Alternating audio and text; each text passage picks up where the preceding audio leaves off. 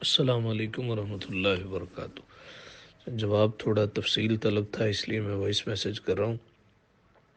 حضرت عبداللہ بن عمر رضی اللہ تعالیٰ عنہما راوی ہیں، اور یہ حدیث مبارکہ سنن الترمذی کی ہے، حدیث نمبر 131 ہے کہ نبی اکرم صلی اللہ علیہ وآلہ وسلم نے فرمایا: لا تقرأ الحائض ولا الجنوب شیئا من القرآن، یعنی ایام میں خواتین کے لیے اور جنبی شخص کے لیے، خواتین جب ایام میں ہوں اور آدمی جب جنبی ہو، اس قرآن پاک سے کچھ نہ پڑھے۔ اسی طرح ایک بڑے عالم محقق ہیں علامہ محمد حسکفی، ان کی کتاب ہے در المختار، اس کی جلد 1 ہے، والیوم نمبر 1 پیج نمبر 290 میں آپ کہتے ہیں کہ ایام کی حالت میں نماز، روزے کی قضا، مسجد میں داخل ہونا، طواف کعبہ، جنسی قربت، تلاوت قرآن اور غلاف کے بغیر قرآن مجید کو چھونا ممنوع ہے، البتہ کلی کرنے اور ہاتھ دھونے کے بعد دعائیں پڑھنے، ان کو چھونے، ان کو اٹھانے، اللہ کا ذکر کرنے، تسبیح پڑھنے اور کھانے پینے کی ممانعت نہیں ہے۔ لہٰذا جب حضور علیہ السلام کا فرمان واضح ہوا تو اسی فرمان پر ہی عمل کیا جائے گا۔ رہا کل کی بات، تو اس میں آیت کریمہ کے حوالے سے بعض لوگوں نے یہ کہا کہ کسی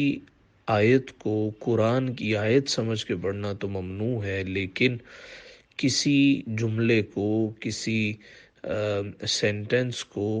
دعا کے طور پہ پڑھنا یا تسبیح کے طور پہ پڑھنا، اس کی اجازت ہے۔ لہٰذا لا الہ الا انت سبحانک انی کنت من الظالمین اگر قرآن سمجھ کے پڑھیں گے تو جائز نہیں ہے، اگر اس کو دعا سمجھ کے پڑھیں گے، مناجات کے طور پہ، وظیفے کے طور پہ، تو پڑھ سکتے ہیں۔ رہا یہ سوال کہ زبان تو پاک ہوتی ہے، لیکن ناپاک کچھ بھی نہیں ہوتا،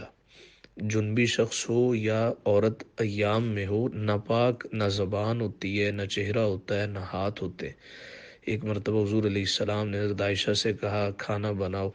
وہ کہنے لگی کہ آٹا نہیں گوندھا، فرمایا گوندھ لو، مفہوم حدیث ہے۔ کہنے لگی کہ میں تو ایام سے ہوں، تو آپ صلی اللہ علیہ وآلہ وسلم نے فرمایا تمہارے ہاتھوں میں ناپاکی تو نہیں ہے، اس کا مطلب یہ ہے کہ تمہارے ہاتھ تو پاک ہیں، اس طرح زبان بھی پاک ہوتی ہے۔ تو ناپاک مومن کا کچھ بھی نہیں ہوتا، لیکن ان ایام میں اور آدمی جب جنابت میں ہو، اس کو نبی اکرم صلی اللہ علیہ وآلہ وسلم نے منع کیا ہے کہ تم نے یہ کام نہیں کرنے۔ اور اسلام میں اللہ کا فرمان ہو، حضور کا فرمان ہو، یہ حجت ہوتا ہے کہ قرآن میں کہا گیا اطیعوا اللہ و اطیعوا الرسول، اللہ کی اطاعت کرو اور رسول کی اطاعت کرو۔ چونکہ حضور علیہ السلام کا فرمان ہے، اس وجہ سے ممانت ہے۔ بقیہ رہ گی ناپاکی، تو ناپاکی صرف